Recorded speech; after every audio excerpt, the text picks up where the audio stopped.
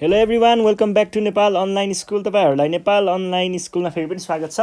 हामी आइडिबेस्ट लर्निङ प्लेटफर्ममा पढ्दैछौँ है। र यो पढ्ने क्रममा चाहिँ हामी ग्रेड 10 को कम्पलसरी म्याथमेटिक्स भन्ने सब्जेक्ट पढिरहेको छौँ।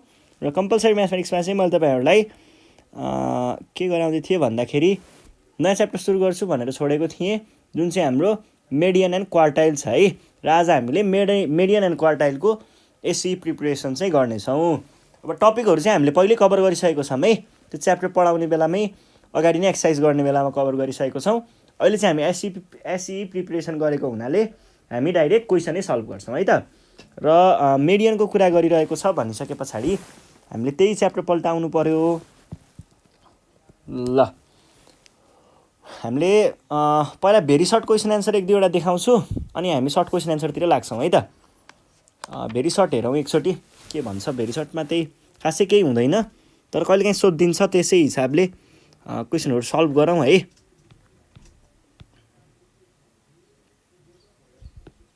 ल हेर्नुहोस् है, क्वेसनले के भन्छ।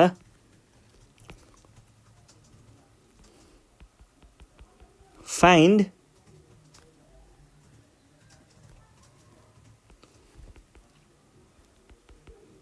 मेडियनको क्लास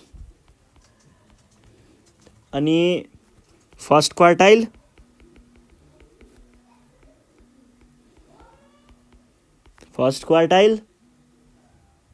क्लास भनेको रहेछ। First quartile class, third quartile class रे अर्को।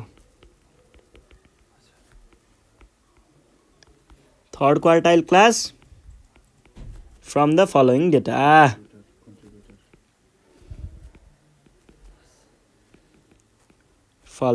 है त। ल, हामीलाई के पत्ता लगाउनु पर्ने छ? मेडियनको क्लास, फर्स्ट क्वार्टाइल क्लास र थर्ड क्वार्टाइल क्लास। केही पनि गाह्रो छैन। पहिला डेटा चाहिँ लेखौँ, अनि गाह्रो छ कि छैन भन्ने कुरा थाहा भइहाल्छ है त। पहिला डेटाहरू के दिएको छ भन्दा क्लास इन्टरभल, अनि अर्को दिएको छ क्युमुलेटिभ फ्रिक्वेन्सी,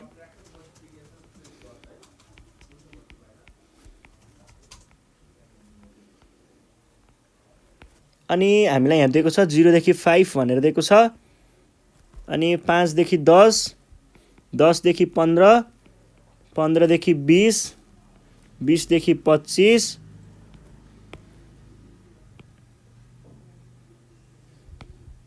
र अर्को दिएको छ 25 देखि 30 भनेर दिएको छ है। 25 देखि 30। अनि फ्रिक्वेन्सीहरू चाहिँ 2, 6, 14, 15, 18 र 20। अब यहाँनिर हामीले के गर्न सकिन्छ भन्दाखेरि हामीलाई दिएको कुराहरू हेरौँ। पहिला सुरुमा क्युमुलेटिभ फ्रिक्वेन्सी नै डाइरेक्ट दिएको हुनाले हामीले टेबल बनाइराख्न जरुरी छैन।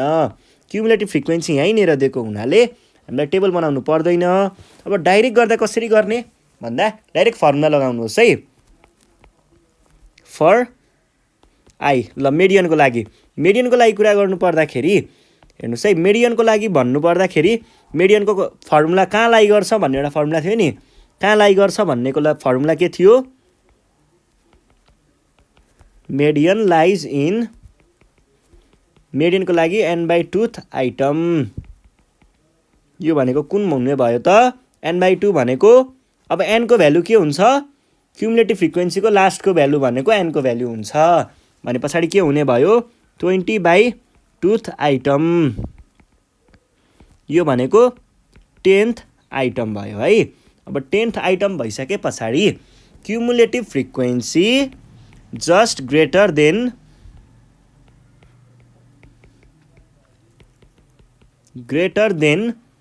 10 इज भन्ने, अनि हेर्ने 10 भन्दा ठुलो कुन छ? होइन, यो रहेछ। ल भनेपछि के रहेछ त हाम्रो 14 चाहिँ ठ्याक्क ग्रेटर देन रहेछ, is 14। So median lies in भन्ने, अनि कहाँनिर पर्छ त मेडियन? अब 10 to 15 वाला क्लासमा। यो भयो फर्स्टको क्वेसन सकिएको हो, सकियो। ल, अब नेक्स्ट हेरौँ है त। नेक्स्टमा हामीलाई के भनेको छ? फर्स्ट क्वार्टाइल भनेपछि थर्ड क्वार्टाइल, फर्स्ट क्वार्टाइल र थर्ड क्वार्टाइल दुईटा। ल, एनको भ्यालु त त्यही नै हो, फर्स्ट क्वार्टाइल। फर्स्ट क्वार्टाइलको लागि पनि के गर्नु पर्यो पहिला, तपाईहरूले फर्स्ट क्वार्टाइलको लागि पनि त्यही माथि गरेको जस्तै नै सुरुमा पोजिसन पत्ता लगाउनु पर्यो। अनि के भन्ने, क्यु फर्स्ट क्वार्टाइल भनेको Q1 हो है। Q1 lies in n/4th item, जबकि हामीलाई n भनेको दिएको छ 20/4। यो भनेको कति आयो, 20/4 भनेको 5th आइटम है। यो भयो। अब क्युमुलेटिभ फ्रिक्वेन्सी ठ्याक्क ग्रेटर देन 5 खोजौँ त, कुन हो, 2 होइन, 6 रहेछ। ल भने पछाडि के भन्न पाइयो, CF just greater then 5 is कति हो, CF जस्ट ग्रेटर देन 5 भनेको 6 हो। सो Q1 लाइज इन 6 वाला क्लास भनेको कुन रहेछ त, 5 देखि 10 वाला क्लास, 5 to 10। अब जाउँ हामी केमा भन्दाखेरि नेक्स्टमा। नेक्स्ट भनेको थर्ड क्वार्टाइल पत्ता लगाउनु पर्ने छ। थर्ड क्वार्टाइल है। थर्ड क्वार्टाइलको लागि पनि त्यस्तै खालको सुरुमा क्लास पत्ता लगाउने फर्मुला के हो, Q3 lies in 3n/4th item. यो भयो है। ल अब n/4th आइटम भनिसके पछाडि, 3n/4th आइटम भनिसके पछाडि n/4 को भ्यालु त मैले हेर्नुहोस् त भर्खरै माथि निकालेको छु। n/4 भनेको त 5 आएको छ। डाइरेक्ट तपाईँहरूले 3 × 5 लेख्न पनि सक्नुहुन्छ होइन, म पुरै निकाल्छु भन्नुहुन्छ भने तपाईँहरूले 3 × 20/4th आइटम पनि लेख्न सक्नुहुन्छ है। ल क्यालकुलेटरमा हान्नुहोस् त कति आउँछ, मलाई थाहा छ यो कति आउँछ भनेर, 15 आउँछ, 15th आइटम अथवा 15th आइटम। ल CF जस्ट ग्रेटर देन 15 है। Just greater then 15th item भनेको चाहिँ अब ग्रेटर देन अथवा त्यसलाई इन्क्लुड पनि गर्न पाइन्छ है, equals to or greater than भन्ने हुन्छ। त्यसैले कुन पर्यो, 15 भनेको ठ्याक्कै रहेछ है। भने पछाडि यो भनेको कति आयो त, CF just greater than or equal to कति, 15 इज कति आयो, 15 हो। सो के भन्न पाइयो, Q3 लाइज इन कुनवाला एरियामा लाइ गर्ने रहेछ त, कुनवाला क्लासमा, यो 15 देखि 20 वाला क्लासमा। ल इन 15 देखि 20 वाला क्लास भन्ने सकाइदिने है त। क्वेसनै सकियो, सल्भ भयो। ल नेक्स्ट क्वेसन हेरौँ।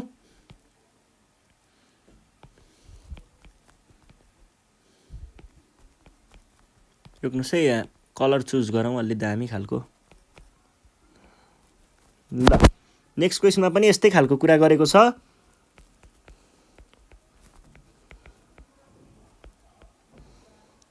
यसमा पनि हामीलाई त्यही कुराहरू पत्ता लगाउनु पर्ने हो है।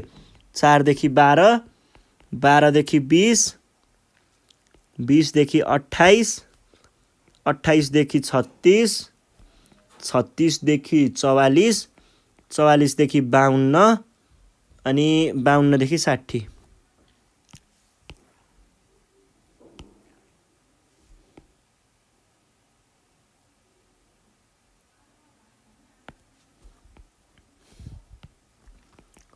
देखि 60 है। ल सबैको हामीले अब क्युमुलेटिभ फ्रिक्वेन्सी लेखौँ त, 8, 12,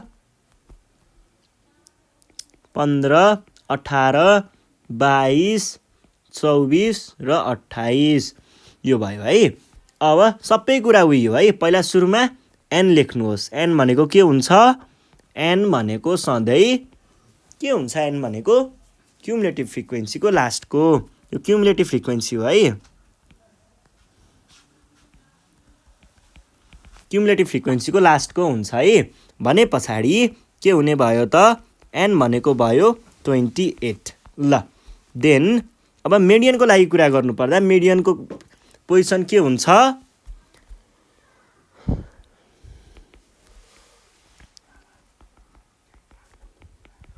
median lies in कुन वाला क्लासमा n/2th आइटम भन्नुको अर्थ कहाँ भयो त n को भ्यालु छ कति 28 हो 28/2 भनेको 14 हो ल 14 आयो है अब CF जस्ट ग्रेटर देन 14 भनेको यो होइन यो हो भने पछाडि के भन्नु पर्यो CF just greater then 15 is कति छ त ग्रेटर देन 15 भनेको 15 नै छ हैन त अनि त्यो कुनमा लाई गरिरहेको छ 20 र 28 मा भने पछाडि therefore median lies in कति वाला क्लासमा 20 to 28 वाला क्लासमा यो भयो एउटा कुरा ल अर्को कुरा हेरौं अर्को कुरा भनेको हामीलाई Q1 पत्ता लगाउनु पर्ने छ है Q1 पत्ता लगाउनको लागि हामीले के गर्छौं यस्तै फर्मुला राख्छौं Q1 lies in भन्ने अनि यहाँनेर n/4 है क्वार्टाइलको लागि n/4 वाला फर्मुला हुन्छ ल यो गरिसके पछाडि के गर्नु पर्यो भन्दाखेरि यहाँनेर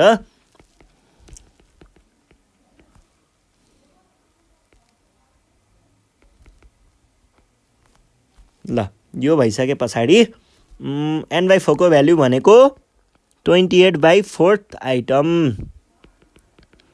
यो भनेको 7th आइटम अब CF जस्ट ग्रेटर देन 7 भनेको कुन हो हेर्नुस् त 8 नै हो भनेपछि के भन्न पाइयो त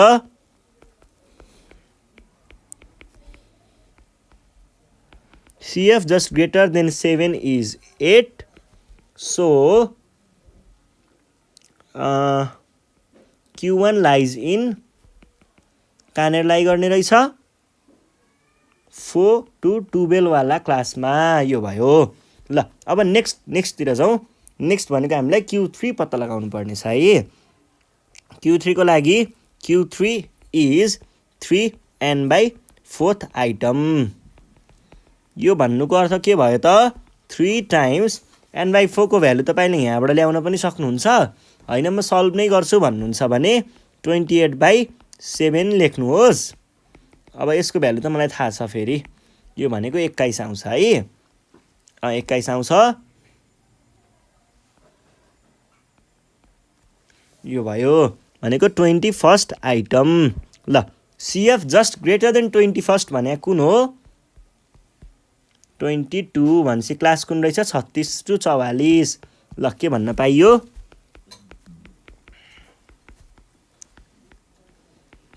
just greater then 21 is 22 so Q3 is कुन भयो Q3 lies in है Q3 lies in कति वाला क्लास हो त्यो 36 to 44 वाला क्लास र यो नै हाम्रो के भयो त एन्सर भयो है यो हामीलाई भेरी सर्ट मा चाहिँ सोध्ने गरिन्छ एकदमै सानो त्यो 1 मार्क्स वाला क्वेशनमा यो सोध्ने गरिन्छ सोधेको पाइन्छ धेरै ल अर्को चाहिँ हाम्रो क्वेशनको के पनि सोधेको मैले भेटेको छु भन्दाखेरि हामीलाई धेरै गरेर सोधेको देखेको छु यो क्वेशन मैले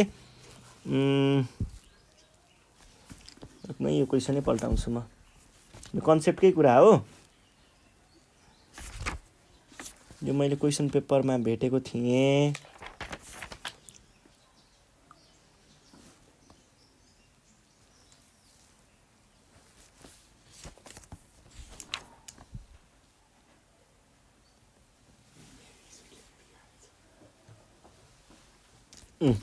यो क्वेशन हो है क्वेशनले के भन्छ भन्दाखेरि write the name of the quartile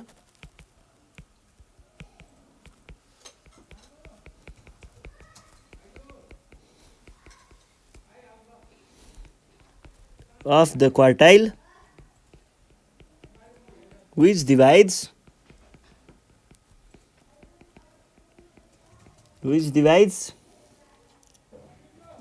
the continuous data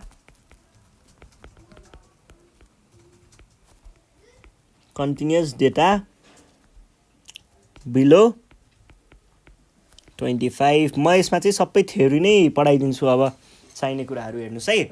यसमा खासमा हामीलाई के भन्दैछ भन्दाखेरि कुनै पनि गिभन डेटाहरू हुन्छ नि, डेटाको 100% भनेको के हुन्छ, फर्स्टदेखि लास्टसम्मलाई हामीले 100% भन्ने गरिन्छ।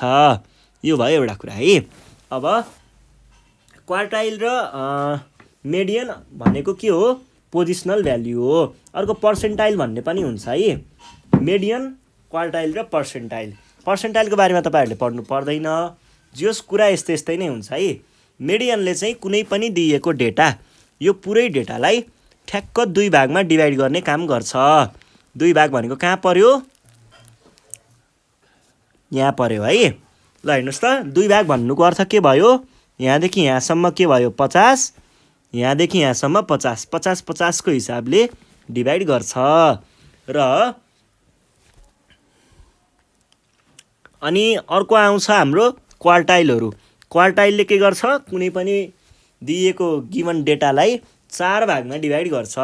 4 भागमा डिभाइड गर्नको लागि के हुनुपर्ने भयो त, यो भनेको एउटा यहाँ आउनु पर्यो, एउटा यहाँ आउनु पर्यो। ल 4 भाग छ कि छैन काउन्ट गरौँ। 1 भाग, 2 भाग, 3 भाग, 4 भाग। यसरी 4 भागमा डिभाइड गर्नेलाई हामीले क्वार्टाइल भन्ने गरिन्छ। ल हेर्नुहोस् है, यो हाम्रो Q1 हुन्छ, यो Q2, यो Q3। Q2 लाई हामीले मेडियन पनि भनिन्छ। ल हेर्नुहोस् त, अब यो पोइन्ट भनेको के को लागि, के को पोइन्ट हो, यो पोइन्ट भनेको हाम्रो Q3 को पोइन्ट हो। यहाँदेखि यहाँसम्मको अन्तराल भनेको 75% हुन्छ। यो कुरा बुझ्नु पर्यो है। भनेपछि Q3 ले चाहिँ बिलो 75% डेटालाई चाहिँ जनाउने रहेछ। Q3 लाई हामीले थर्ड क्वार्टाइल पनि भनिन्छ र यसलाई हामीले अप्पर क्वार्टाइल पनि भन्ने चलन छ है त। अब हाम्रो मेन क्वेसनको एन्सर चाहिँ के थियो, बिलो 25 को। बिलो 25 चाहिँ हामीलाई यो पोइन्टले डिफाइन गर्छ। यहाँदेखि यहाँसम्म भनेको 25%। यो भनेको केले 25%, बिलो 25% लाई देखाउँदो रहेछ, Q1 ले। Q1 भनेको के पनि हो त, फर्स्ट क्वार्टाइल पनि हो र यसलाई हामीले लोअर क्वार्टाइल पनि भन्ने गरिन्छ है त। भनेपछि एन्सरमा के लेख्नु पर्यो तपाईँहरूले, त्यो क्वेसनको एन्सरमा the quartile that divides the continuous data